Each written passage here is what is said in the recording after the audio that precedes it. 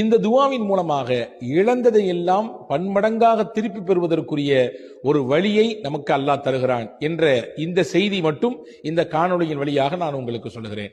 என்ன துவா அவர்கள் என்ன ஓதினார்கள்? குகைக்குள் வந்ததற்கு பிறகு அவர்கள் ஓதுகிறார்கள், ரப்பனா ஆத்தினா மில்ல துன்க ரஹ்ம வஹய்யி லனா மின் அம்ரினா ரஷதா. இது குர்ஆனுடைய வசனத்தின் ஒரு பகுதி. குகைவாசிகள் அவர்கள் எல்லோருமே வாலிபர்கள்.